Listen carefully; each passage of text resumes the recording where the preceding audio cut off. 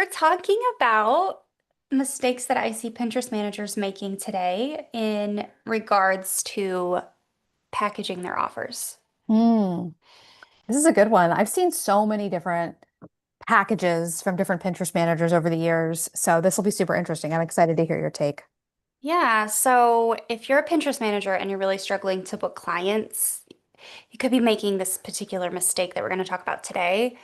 And I'm just going to let the cat out of the bag so we can take the next 25 or so minutes to chat about it because I need to get going to make dinner.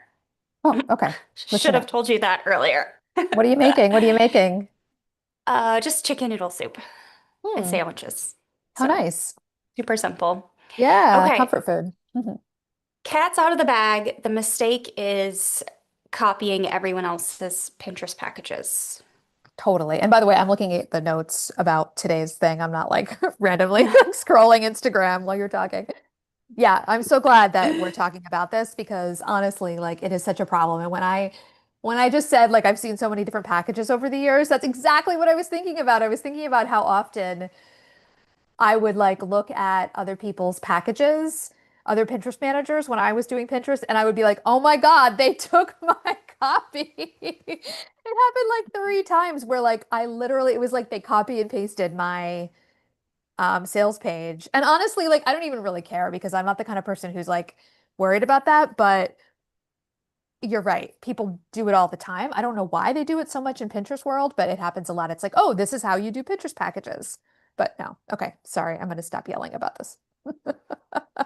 That's all right. So I I think okay, here is a reason why I think that this is a problem. So obviously, if you're copying other people's offers without any clarity on what makes your approach unique, you're going to get yourself caught up in like this cycle of clients are just looking for a default, like the cheapest possible price. Exactly. And now you're competing on price, You're which is never what you want to be doing. stuck.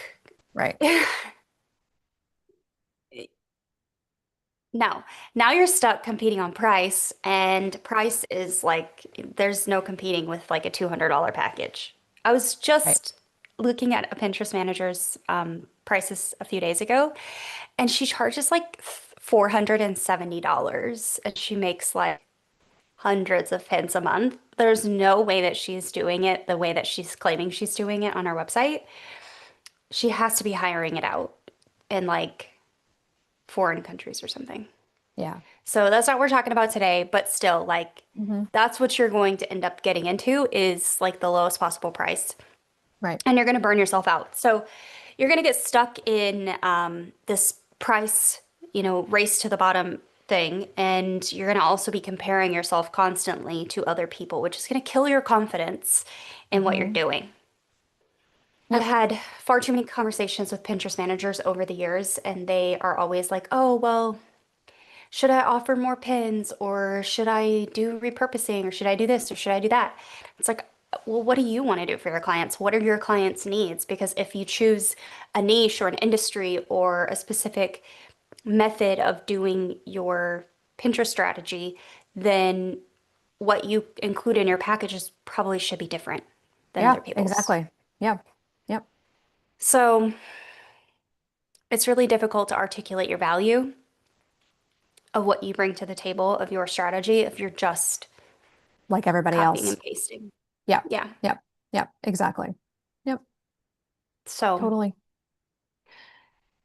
thoughts on that? Yeah. I just think, yeah, it just reminds me again, thinking back to like the years where when you and I first started in Pinterest world, eight roughly years ago, it seemed like everybody had like three packages and it was like all based on number of pins that Mhm. get produced every month. And I think that it's easy for our brains to think that way because then we feel like we can do the math and we can like think, okay, that's X number, per pin. And like it takes me X long to design a pin or X long design 30 pins and then divide that by 30. And then X number of, hours or minutes or whatever to write a pin description and a pin title and, whatever it is. But the problem with that is like if you can do the math, everybody can do the math. Mhm. And so now you have people out there like who are, like you said, buying your services. not because they think you're unique and like you're the one they have to have and you're the brain they want on their account no matter what, because you have this experience with their industry and their niche, or you have this special approach or whatever. But instead, they're literally just sitting there doing the math. Okay, that's X, number of dollars per pin every month. And maybe I can get it cheaper elsewhere. And like it's like you're triggering that thought process that revolves around math instead of, like you said, hitting that spot in people's brains that makes them think like, oh, it doesn't matter what other people charge because this is the woman who does it the way that makes sense to my brain. She just describes something that is different than what I would have thought of. And she obviously has experience like with my industry and, her clients are similar to me. And in some way, it doesn't even have to be like all her clients are, real estate photographers and that's who I am, right? It Yeah. could also be there could be other commonalities in terms of values or approaches or like the way your funnel structured or something that makes it so that you feel like as the consumer, this person, this Pinterest manager jives with, how you do things. And then it's like all of a sudden it doesn't matter how many pins or, how much if you're paying $1 per pin or whatever. Yeah. So, basically, like you said, if you can do the math, everybody else is doing the math too, and that's not where you want to be at. So, Yeah. So what you're speaking to in my mind is a bit of authority of why should I pick you over her? right. When you have authority in the Pinterest management strategy that you do Yep. over these five other people, it does give someone a reason why they should hire you. Yeah. I Yeah. think even though I've never narrowed down into a specific industry, yours was health coaches for a long time. I've never Yep. like helped one specific type of client because I get Yeah. bored. Hmm. So Pinterest is my niche. I think that's empowered me over the years to be able to do all sorts of different marketing strategies for Pinterest and work with so many Yep. different people, which has enabled my content to spread wider and speak to more people. But Right. it's also brought me Pinterest managers from all corners of the internet who are Yes. looking to Yes. learn. Yes. Looking to learn So, how to grow their businesses, how to get more clients, how to position yeah, themselves as that authority, as someone who is the one that, their ideal client must have working on their Pinterest, how to double their revenue without doubling their workload. yeah. And the So reason I'm this, laughing about that is because that's what Heather's helping people do in her new program. So, yes. it is. It Mhm. is. So if you're just doing a cookie cutter approach and it's a price shopping, situation that your clients are doing, it doesn't really even give them a reason to stay with you either. So if they're not seeing the results that they want to see fast enough, they'll just Mhm. go find someone else that's just as cheap or cheaper. Right. So Exactly. That's a good point. it doesn't really build longevity for your business or for your clients, and Yeah. it just makes the relationship kind of spoiled from the get-go. Yeah. And that could then ruin your ability to build a referral base. I cannot tell you how many clients have come to me. I've helped them with Pinterest. They've gone on their way, but they still send clients to Send you me. clients. Yeah. Yeah. Yep, I think it's like all the things that you teach Pinterest managers in some way or another, they relate back to how can we make our client experience the best that it can be and give them the best result for like bang for their buck kind of thing. And that doesn't necessarily mean that you're promising fast results or faster than you can deliver, like we talked about last week. But it just means everything is geared toward making the expectations that the client has coming in the right expectations and then Mhm. fulfilling and exceeding those so that you can keep them as clients, so that you can get referrals, all of that stuff. That's really like the foundation that you build like a real scalable Pinterest business on. So, Yeah. yep. Not even just You- scalable, but like also just successful and thriving, I should say. Yeah. Yeah, and one that, maybe you don't continue to grow year after year after year, but you get to a point that your growth is steady and you're paying your bills and you're saving for a rainy day or fun furniture or building a shed in your driveway so you can put an office in it. All the True things story. that totally true story. I miss my little Yeah. office. Yeah. A Um, little office. There's just so many reasons why you should not compete on price, and you should package based on the value that you bring to the table, the knowledge of your industry that you bring to the table, how you communicate, how you deliver. I just actually delivered in about 4 business days, an entire month's worth of content for a client, plus about 14 extra pins that we want to test out. So it's Hmm. like it's more content of what we have been doing. And I just got a Hmm. message from him this morning, and he's like, "This is the best that we've done so far. Like, consider this the gold standard of what to do every other month after this." And I'm just Amazing. like, Yeah. great. And I did it Yes. in the least amount of time that I've done it so far, with the least amount of back and forth that I've done it so far. Amazing. But like this works over time, and you're Yes. not attracting clients that just want to work with the cheapest possible person. Hmm. They see your value and they're in it because they have skin in the game. Yeah. Yep. It's why when you ask your friends for something for free, they might not follow through on it because, or you might not follow through on it because you didn't have to pay for it. Yep. Now, I've built up enough respect for my friends that when they give me something for free, I actually do it. Yeah. Same. So, Same. yeah. Yep. Yep. As an aside. Okay, so you definitely recommend against like basically putting yourself like painting yourself into like this like pricing as a commodity, like Yeah. race to the bottom, kind of copy somebody else's packages and then just be the cheapest one. Um, Scenario. And I imagine that what you recommend instead, which sounds to me like it's like rooting your packages and pricing in what's true about you, like what your experience is, what's unique about anything, like you said, from the work you've done, the background you have that might not even be part of your Pinterest background. That might be part of how you position yourself as unique. Yeah. Like maybe you were a copywriter, right? And you work with people who really want like, really, really awesome copy on their pins. Cause I mean, that's a Hmm. thing, right? Like that can be a really big, like I'm terrible at writing pin copy for some reason, which is crazy. But um, so rooting it in something about you that's unique, whether it's your approach or your delivery method or your experience or your background or a different way that you're doing things, which is like literally the opposite is just copying somebody's package and like putting it on the market. I know you're teaching this inside of PMBB, which is the Pinterest Manager Business Builder. Yeah. And by the way, people can join the waitlist if they want to, because the waitlist is forming right now. We'll have the link in the description of this video if Hmm. you want to be on that waitlist. And there's no like pressure. Like if you sign up for the Yeah. waitlist, you're not saying like, oh, I'm definitely joining. It just basically means you'll be the first to know and you'll also get a bonus when you join. But so like if you're even thinking about it, just add your name to the waitlist so that you're the first to find out when the doors open. I think you're doing it that way. But Yeah. I think that yeah, so I guess I'm just wondering like how are you teaching this inside the program? Am I Hmm. thinking about it right? You're teaching to identify the parts of you that are different than other people, the Yes parts and of you. no. So I'm actually Okay. coming at it from more of my business degree. Hmm. So more like commodity-based pricing almost of like Hmm. this costs this much, this costs this much, we have to pay taxes, this is how much I want to make, and then doing kind of this reverse engineering strategy of getting there, but also like layering in the fact that you're valuable, that your brain is valuable, that your time is valuable. So we're not going to be doing like $400 packages. The Hmm.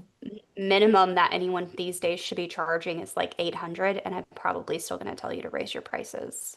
Hmm. It's a good little nugget So, right there. Okay. yeah. So you're talking about more about like the way you're teaching to create the package and the pricing behind the scenes as far as like doing Hmm.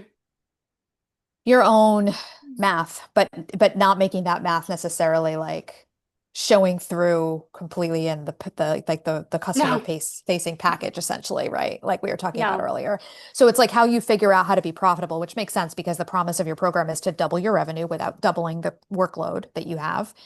So in order to do that, you have to look at that profitability margin. So that's what you're describing. And I guess what I'm talking about Yeah. more is like the positioning of the offer, right? I guess that's my job. I'm teaching the Yeah. positioning. Mhm. You teach positioning. Yeah. We'll have some stuff in there about messaging in Hmm. month 3. Okay. Maybe it's month 2, I can't remember now, but we'll have some stuff in there about messaging, and Janet's gonna come and teach about creating long form content, which will ultimately help you with email writing, will help you with sales page writing, like all of the things. Everything, You'll be right? able It to all starts build a with long skill form. that you can repurpose. Yeah. Yeah.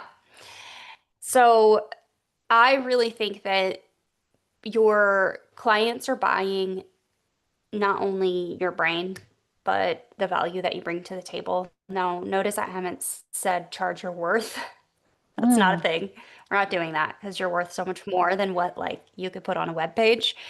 mhm. Um, Or a dollar actually, this amount. is so funny. Somebody the other day posted, yeah, somebody posted online the other day that like um they got a message from someone and that person was asking them like how much they were, and I was like, How much are you're gonna you? have to pay me like you're gonna have to pay me like $25,000 a week into like Yeah, a compound interest bearing account for the rest of my right. life. And I don't kiss on the lips. Yeah, and there's none of that. Oh my Ah, gosh. Pretty No, Woman but your reference. clients really do come to you. I know, I love it. I love Pretty Mhm, Woman. mhm, Your clients buy and they want you to be confident mhm. Yeah, and they want clarity from you. right. And that's part of what they're purchasing. So you really do need Yeah. to be able to price your packages in a way that allows you to have the space in your calendar to work on these clients, to provide the strategy, to do the delivery that you're promising. Yep. And charging really low rates is I'm not gonna get you that. Right. Which comes back So, to what we were saying before about how it all has to be in support of giving your clients good results. And when I say good results, I don't mean a certain number of traffic or growth or whatever. I mean like giving them something that is quality work, just literally quality work that they look at like your guy did yeah, and say, this is great. This is the gold standard, you know? Yeah. yeah. I mean, there were a few edits. There always should be edits. Like if I'm Hmm. not making a mistake, then I'm Going too something slow. is wrong. Yeah. Yeah, you're right. I mean, it's not So, about being perfect, but it's about having a good client relationship. Yeah. yeah. So Hmm. get into your business, get into your packages, take a look at what you're doing. I would even challenge you to the next time that you sit down and work on a client account to start timing yourself for tasks. That way you know how much time you're spending on your clients. It's not that you're going to go start working hourly or anything, Right. We're not but reporting it to the clients. It's just for your own no, internal analysis. Yep. just understanding like how much time you're spending on these client accounts. That way you can know, are there things that you could offload? Are there things that you could stop doing?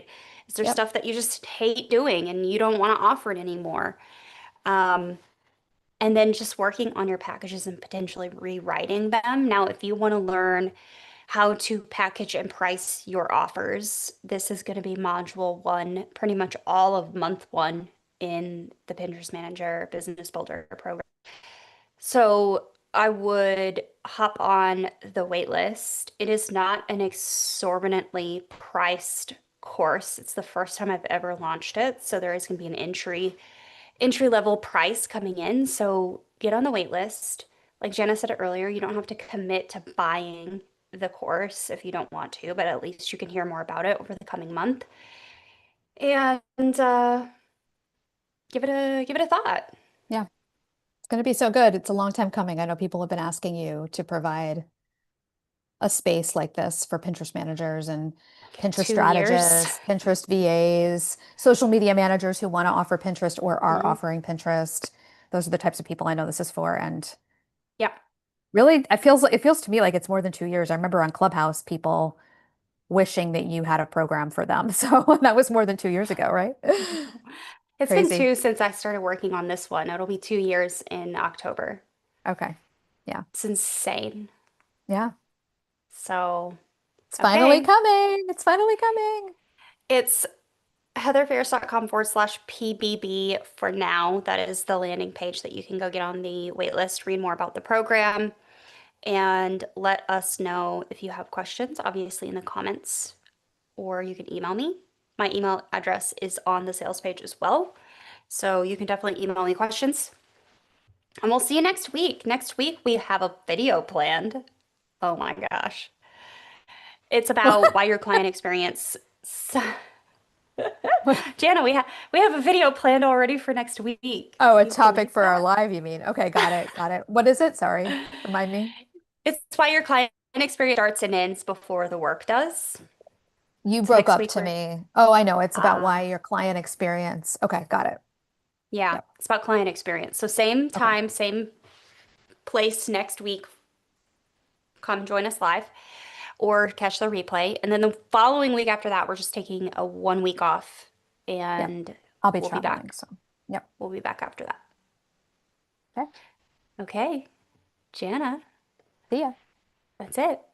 Okay. Bye-bye. Bye. Woohoo. These are nice and tight. Yeah.